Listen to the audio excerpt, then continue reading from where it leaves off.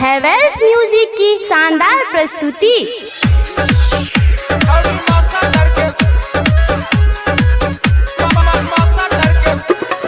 Sangeeta recording studio Hasanpur बाजार।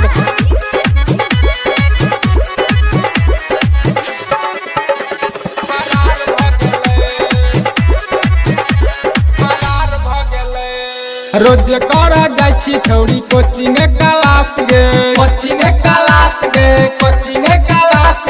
Master पढ़ाबै छ लव वाला बात गे धीरे धीरे बहतई बहाल भ गेलै छौरी मास्टर के संग में फरार भ गेलै छौरी मास्टर के संग में फरार भ गेलै छौरी मास्टर के संग में फरार भ गेलै छौरी मास्टर के संग में फरार भ गेलै छौरी मास्टर के संग में फरार भ गेलै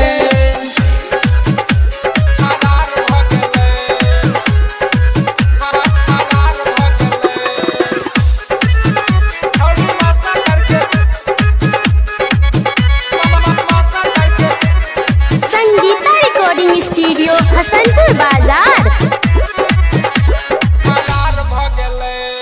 मास्टर से मिले छला कोचिंग में अकेला चुम्मा चाटी करे छला करके ठेलम ठेला धीरे धीरे बहतई बहाल भ गेलै छौरी मास्टर के संग में फरार भ गेलै छौरी मास्टर के संग में फरार भ गेलै